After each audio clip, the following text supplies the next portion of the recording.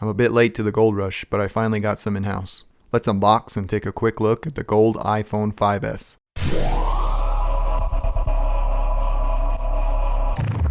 What's going on, guys? My name is Tomas, and in this video I'm going to unbox the gold iPhone 5s. In addition, I'll be looking at available storage, give a brief overview of the camera, and also take a look at the phone's internet connectivity. Right off the bat, you'll notice there's very little difference in the packaging from the previous iteration of this device. The chamfered edges and the Touch ID ring are subtly prominent on the packaging, and you should definitely be able to distinguish what color of iPhone 5s you have on your hands before you even open the box. Before we begin, you'll notice I decided to go with the 16GB version. Now that we've taken off the plastic, let's get to the device itself. Apple has mastered product presentation and the marketing behind it. As you slide the top of the box off, all you are presented with is your brand new device. This has always been one of my favorite parts of getting a new Apple device. It doesn't matter if you're buying a ridiculously overpriced set of in-ear headphones or a top-of-the-line Macintosh. Apple definitely tries to make you feel justified in your purchase, and usually succeeds. Falling in line with the unwritten rule of unboxings, let's place the handset aside and take a peek at what you get in the box.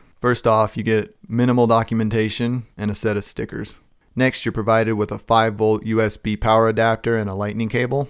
You can identify and you'll know that you have a certified Apple power adapter by looking for the neon certification dot placed right here.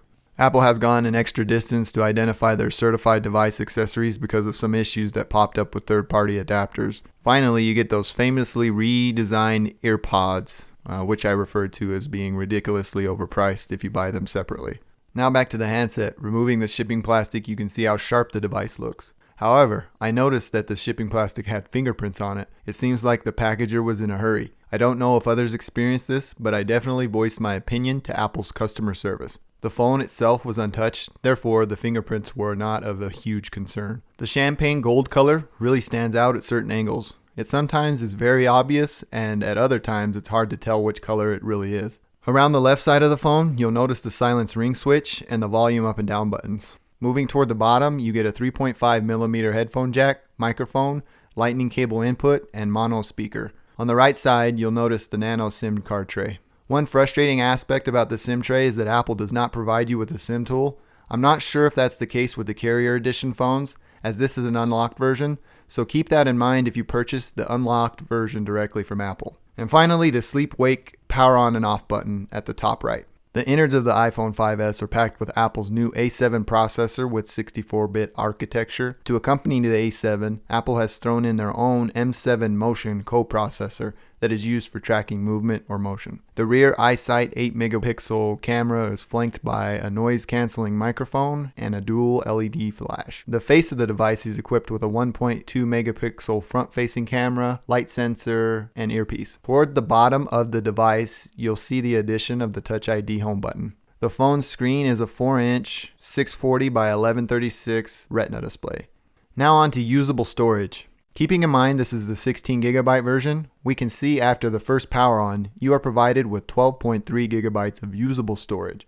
Apple has taken care to manage usable space really well. In comparison, a 16GB Android phone running 4.0 Ice Cream Sandwich out of the box will have roughly 9 to 9.5 gigs of usable space.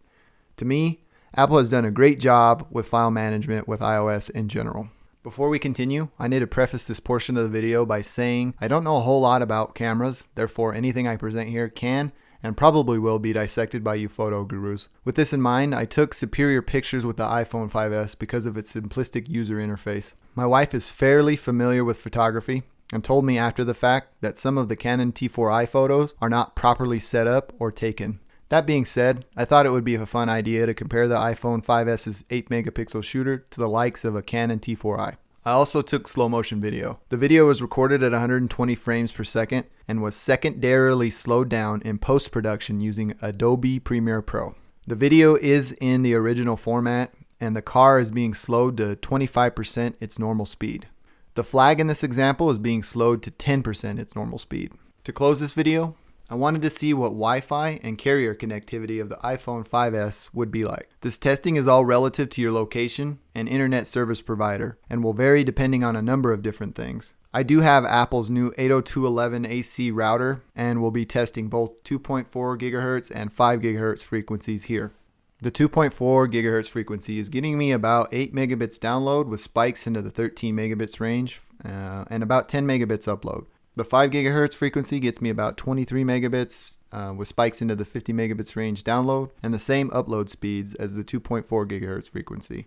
Finally, I'm going to disconnect Wi-Fi and connect to T-Mobile's LTE network. Keep in mind, I am in northern Utah, so if you are in the area, you should expect to see this type of performance in this same geographical location. I get roughly 8 download and 7 upload. This video covers a basic overview of the iPhone 5S. If you're looking for a more in-depth review of the iPhone 5S, Jonathan over at TLD Today has put together an awesome detailed review with anything and everything you would want to know about the new iPhone 5S. If you want to check that out, you'll find a link to that video in the description of this video. So with that about does it for me. I want to thank you for taking the time to watch this video. Feel free to check out some of my other videos. In addition, you can find me on Google+, Facebook, and Twitter. Thanks again. I hope you all are doing great. Take care.